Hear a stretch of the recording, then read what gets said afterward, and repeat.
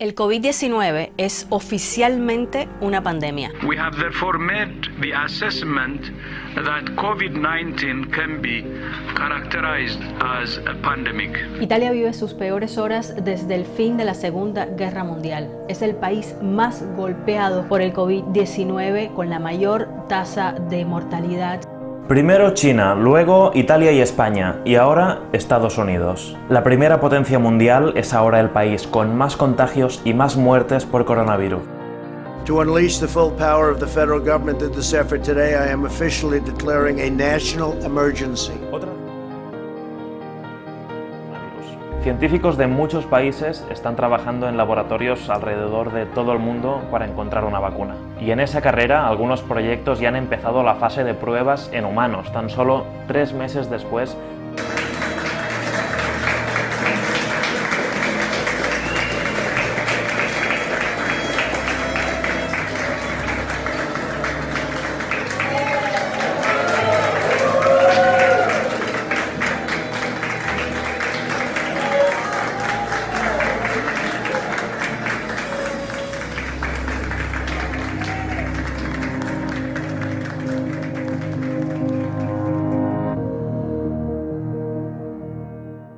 Gracias a todos por permitirnos entrar de esta manera a sus hogares en el día de hoy. Te animo a que eches a un lado todo lo que estás haciendo, porque sé que siempre hay mucho que hacer en casa, y pues escuches con atención este mensaje que viene del corazón de Dios hacia nuestros corazones. Así que estamos preparados. Y hoy tenemos la tercera parte de esta serie que hemos llamado Más allá del sufrimiento. Así que si no has visto los mensajes anteriores, te animo a que los busques en nuestro canal de YouTube LBN Multisede. Allí puedes encontrarlos y ponerte al día. Decíamos la semana pasada que cuando Dios interviene para cambiar todo a nuestro alrededor, entonces es tiempo de cambiar todo en nuestro corazón. Y Dios está interviniendo en este tiempo, cambiando todo a nuestro alrededor. Por eso debemos responder cambiando todo en nuestro corazón. Eso es lo que la Biblia llama arrepentimiento. Y arrepentirse significa experimentar un cambio de corazón y un cambio de pensamiento que no es superficial, es profundo, que nos lleva a atesorar a Cristo más que las cosas presentes, materiales y pasajeras de nuestra vida aquí en la tierra. Hoy quiero comenzar contando una historia que probablemente muchos de ustedes no han escuchado. Y esta historia es contada por Rodney Starr en su libro El triunfo del cristianismo. Y cuenta cómo en los primeros siglos de la iglesia cristiana, el principio realmente que revolucionó era el del amor y el de la caridad cristiana, esa que se debe extender más allá de los límites de la familia, más allá de los límites de la comunidad de fe, para todos los que tuvieran alguna necesidad. Y en los años 165 a 251 después de Cristo, cayeron 2 grandes plagas sobre el Imperio Romano. Es decir, ellos también vivieron una pandemia, pero mucho más grave que la que estamos viviendo en el día de hoy. En ese tiempo la misericordia y el sacrificio no tenían un fundamento cultural, ni siquiera religioso, a excepción de la iglesia cristiana y de los seguidores de Jesús. Se creía que los dioses de la mitología griega no se interesaban en los asuntos humanos. La misericordia era vista como un defecto de carácter y la compasión como una emoción enfermiza. ¿Te imaginas eso? Debido a que la misericordia implicaba dar ayuda inmerecida, decían que era contraria entonces a la justicia. Y es que realmente la misericordia va mucho más allá de la justicia.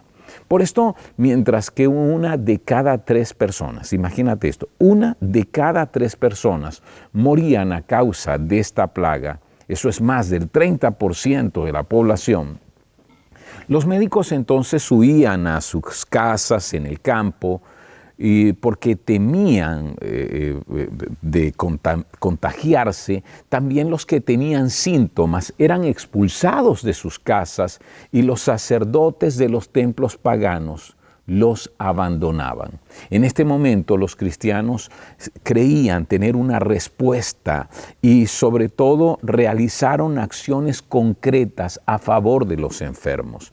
Las respuestas, ¿cuáles fueron? El perdón de los pecados por medio de Cristo y la esperanza de vida eterna después de la muerte. Y este era un mensaje precioso en una temporada de desamparo médico, de total desesperanza como la que se estaba viviendo, con tanta mortandad alrededor y donde los enfermos morían completamente solos. Y en cuanto a las acciones, hubo gran cantidad de cristianos que cuidaban entonces a estos enfermos y que acompañaban a los moribundos en su lecho.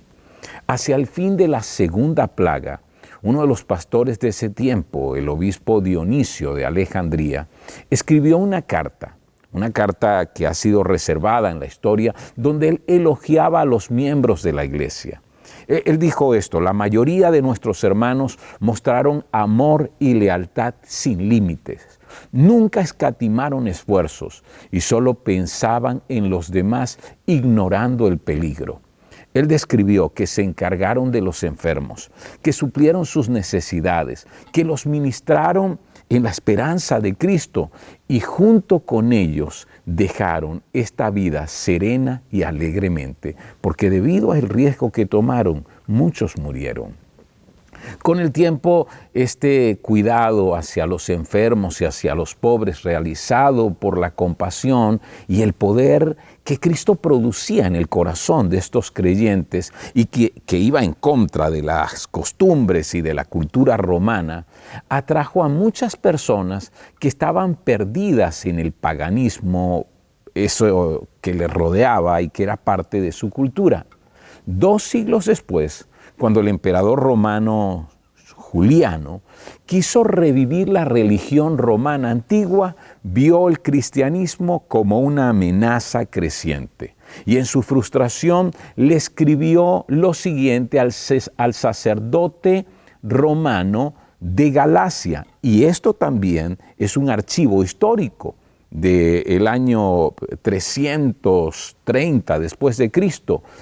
Él dijo, el ateísmo, lo que para él era la religión cristiana, o la fe cristiana, ha avanzado especialmente a través del servicio amoroso a los desconocidos y de su preocupación por enterrar a los muertos.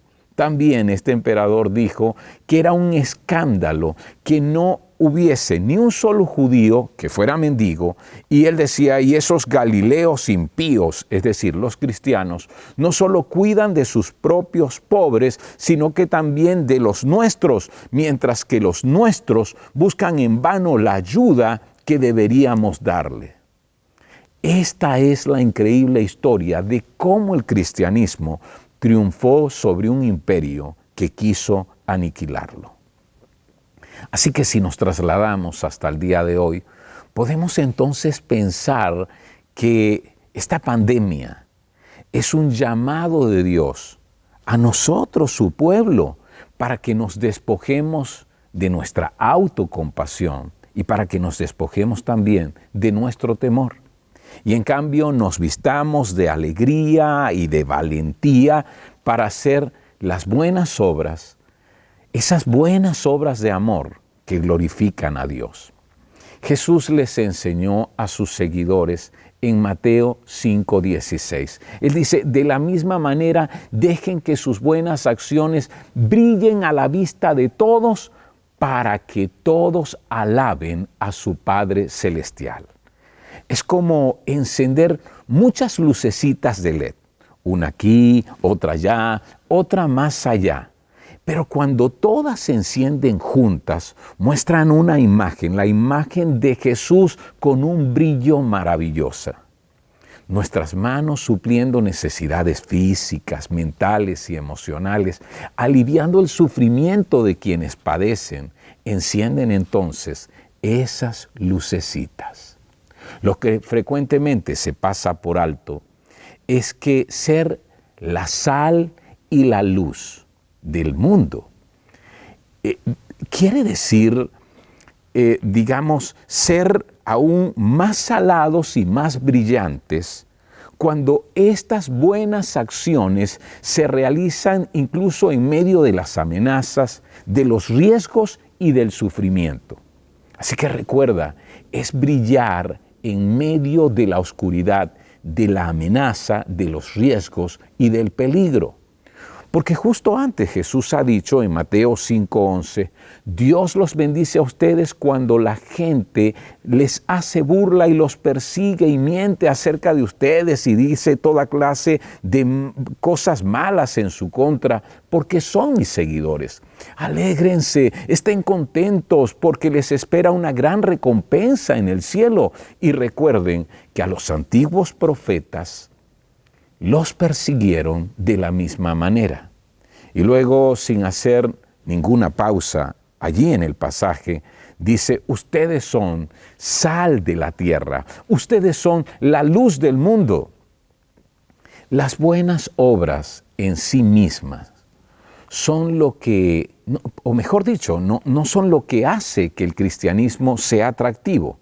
Son las buenas obras a pesar de la amenaza, de los riesgos y del peligro a nuestro alrededor. Porque uno puede hacer buenas obras a gente que luego te las regrese. Muchas personas que no son seguidores de Jesús, de hecho lo hacen, pero la gente rara vez le da gloria a Dios por buenas obras que se hacen sin que haya amenaza. Son las amenazas a las que se refiere Jesús aquí, y Él habla de la persecución, no de la enfermedad, pero aplica el mismo principio. Las obras de amor en medio del peligro, ya sea por enfermedad o por persecución, apuntan más claramente al hecho de que la esperanza en Dios es la que nos capacita para esas buenas obras. Porque lo único que puede movernos más allá del temor, cuando el temor nos paraliza, es la esperanza. Creer que Dios dispone todas las cosas para el bien de quienes le aman. Creer que habrá un mejor mañana, y un mejor mañana muchas veces significa un mejor mañana en la eternidad. Por ejemplo, Jesús dice en Lucas 14, 13 y 14, al contrario, invita al pobre, al lisiado, al cojo, al ciego. Luego en la resurrección de los justos, Dios te recompensará por invitar a los que no podían devolverte el favor. ¿Te das cuenta? La esperanza en Dios va mucho más allá de la muerte. Seremos recompensados, serás recompensado en la resurrección. Esta esperanza nos sustenta, nos capacita para hacer las buenas obras que parecen no tener recompensa en esta vida. Lo mismo aplica a las buenas obras que nos ponen en peligro, especialmente en peligro de ser afectados, en peligro de sufrir, inclusive en peligro de muerte. Y de esto, por ejemplo, nos habla el apóstol Pedro, y él nos enseña acerca de Jesús y de las buenas obras y de hacer lo correcto ante los ojos de Dios. Mira lo que dice Primera de Pedro, en el capítulo 2, el versículo 12. Él lo dice de esta forma: procuren llevar una vida ejemplar entre sus vecinos no creyentes. Así, por más que ellos los acusen de actuar mal, verán que ustedes tienen una conducta honorable y le darán honra a Dios cuando Él juzgue al mundo. Y además dice lo mismo en cuanto a las buenas obras en medio del peligro. Mira más adelante, en 1 de Pedro 4:19. Él escribe, de modo que si sufren de la manera que agrada a Dios, sigan haciendo lo correcto y confíenle su vida a Dios, quien los creó, pues Él nunca les fallará. En otras palabras, es como si estuviese diciendo, no permitan que la posibilidad o la realidad del sufrimiento les impida hacer buenas obras. ¿Sabes que todo esto se conecta con la muerte de Cristo y que la muerte de Cristo tiene que ver con nuestro llamado a hacer buenas obras en medio del sufrimiento. Pedro relaciona esta nueva clase de vida con la muerte de Jesús por nuestros pecados, porque él escribe allí mismo en 1 de Pedro 2:24, Él mismo cargó nuestros pecados sobre su cuerpo en la cruz para que nosotros podamos estar muertos al pecado y vivir para lo que es recto. Así que Cristo murió en la cruz por nuestros pecados y en nuestro lugar, para que no tuviéramos que sufrir el castigo que merecíamos. Así que esto es el sacrificio expiatorio que Él hizo por nosotros. Gracias a su muerte, quienes confiamos en Él para esta vida y para la eternidad, morimos al pecado. Así que somos liberados de nuestros temores y de nuestro egoísmo. Somos liberados para reflejar el amor de Jesús a través de actos de bondad. Pablo hace la misma conexión entre la muerte de Jesús y el fervor de los cristianos por hacer buenas obras. Él, por ejemplo, dice en Tito 2:14, Él dio su vida para librarnos de toda clase de pecado, para limpiarnos y para hacernos su pueblo, totalmente comprometidos a hacer buenas acciones. ¿Te das cuenta la relación? Además, Pablo señala claramente que estas buenas acciones están dirigidas tanto a los cristianos como a los que no forman parte de la iglesia, incluso a aquellos que podrían rechazar nuestra fe. Él escribe en Gálatas 6, 9 al 10. Así que no nos cansemos de hacer el bien. A su debido tiempo cosecharemos numerosas bendiciones si no nos damos por vencido. Quizás sea desalentador hacer continuamente el bien y no recibir ninguna palabra de agradecimiento, o no ver resultados tangibles del bien que hacemos. Pablo entonces nos desafía a seguir haciendo lo bueno, a confiar en Dios los resultados, porque a su tiempo cosecharemos bendiciones. Luego entonces en el versículo 10 dice, por lo tanto, siempre que tengamos la oportunidad, hagamos el bien a todos, en especial a los de la familia de la fe. Hagamos bien a todos, en especial a los de la familia de la fe. Recuerda, Cristo es exaltado cuando somos bondadosos a pesar del riesgo, del peligro, a pesar del sufrimiento. La meta principal de Dios para su pueblo es que glorifiquemos su grandeza, que exaltemos el valor de su Hijo Jesucristo, sí, que lo hagamos conocer. Y esto es lo que dice Filipenses 1:20. Seguiré actuando con valor por Cristo como lo he hecho en el pasado, dice Pablo. Confío en que mi vida dará honor a Cristo, sea que yo viva o muera. Confío en que mi vida dará honor a Cristo. Por lo tanto, uno de los propósitos de Dios en esta pandemia es que nosotros, su pueblo, los seguidores de Jesús, nos despojemos de nuestra autocompasión, del miedo, y que podamos entonces extender manos de misericordia con acciones que suplan las necesidades en medio de la amenaza y aún con los riesgos que esto representa. Los cristianos debemos enfocarnos en las necesidades de otros, no en nuestra propia comodidad. Debemos enfocarnos en el amor y no solo en nuestra propia seguridad. Así que nuestro Salvador para eso murió. Recuerda, hay una conexión entre la muerte de Cristo que nos ha rescatado y ha cambiado nuestra vida y ahora reflejarlo a Él con buenas obras. Y esto hay un ejemplo en nuestra familia. Por ejemplo, el pastor Luis Rea, mi hermano, se levantó el día martes a las 4 de la mañana para buscar un ticket que le autorizaba a recibir gasolina.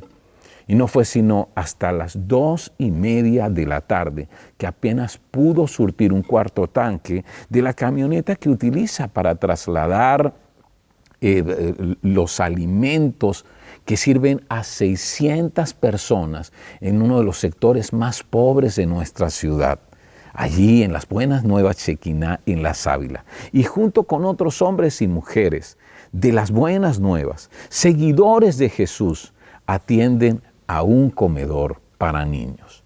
También un grupo de nuestra familia iglesia, de las Buenas Nuevas Multisede, en medio de esta crisis que se agrava por las restricciones de circulación, por la carestía de los alimentos y por la escasez de gasolina, aportan de sus recursos, salen a comprar, reciben donaciones y llevan alimentos a madres muy necesitadas con sus bebés a fin de prevenir la desnutrición.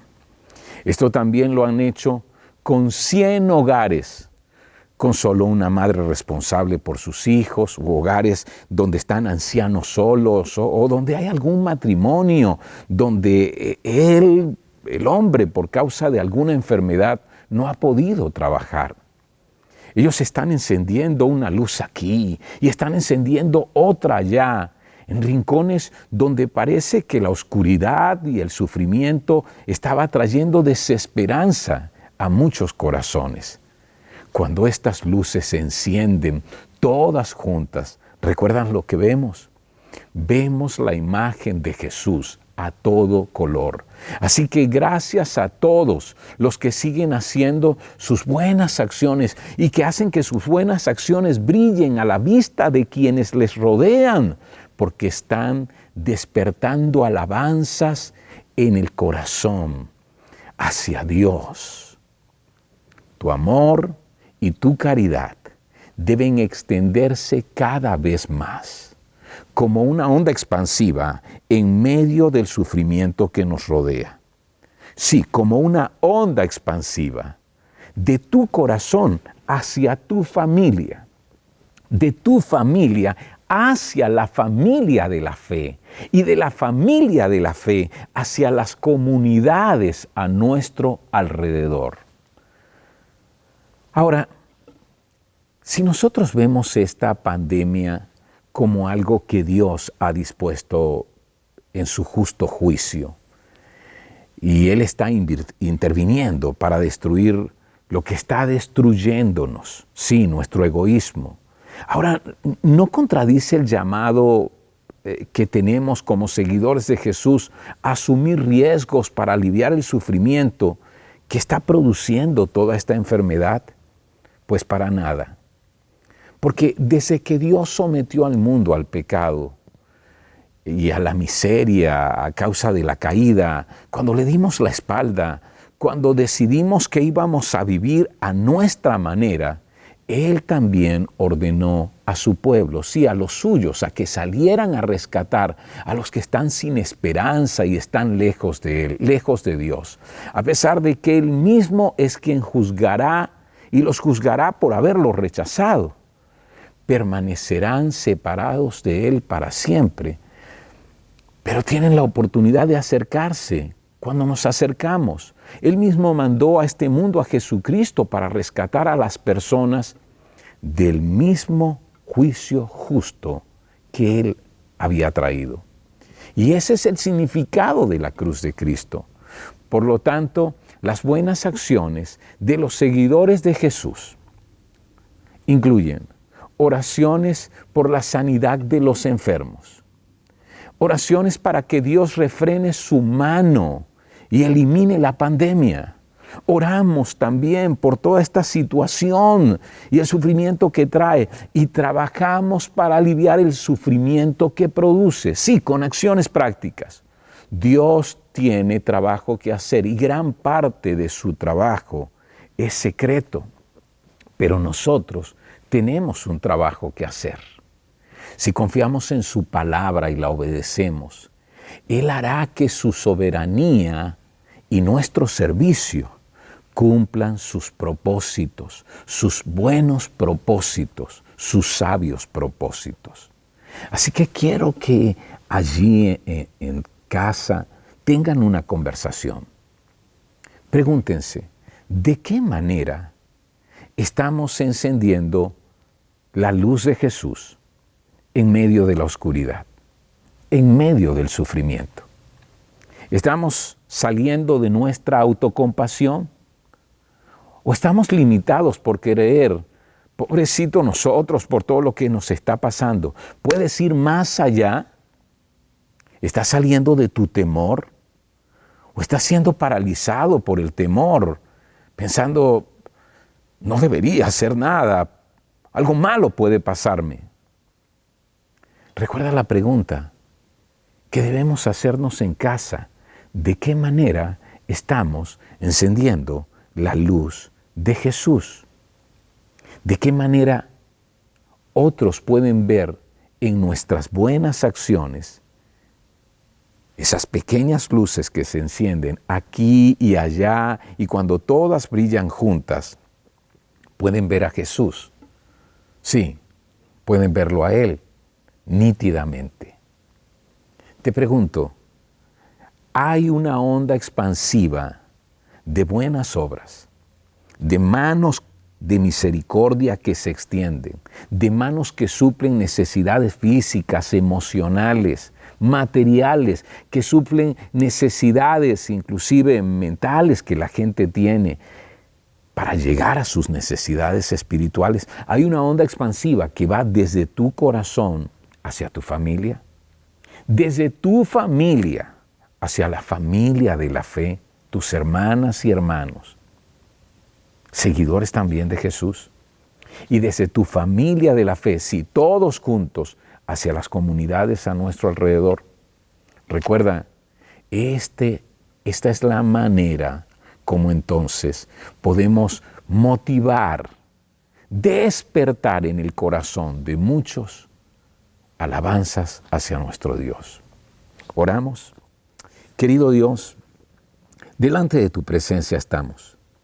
Gracias por hablar a nuestro corazón. Gracias por recordarnos que podemos ir más allá del sufrimiento, más allá del sufrimiento que esta pandemia está trayendo sobre nuestra tierra y que se agrava con tantas situaciones que ya venimos arrastrando. Pero Señor, hoy estamos dispuestos para levantarnos y hacer que la luz de Jesús, tu luz, brille a través de nuestras buenas acciones. Señor, queremos hacer obras prácticas. Guíanos. Ayúdanos a salir de nuestra autocompasión y de nuestro temor paralizante. Guíanos para extender manos de misericordia que suplan las necesidades físicas, emocionales, mentales, materiales, para llegar a suplir también la necesidad espiritual de muchos que hoy necesitan crecer en su fe y conocerte. Gracias, Señor, porque tú nos ayudarás. En el nombre de Jesucristo. Amén.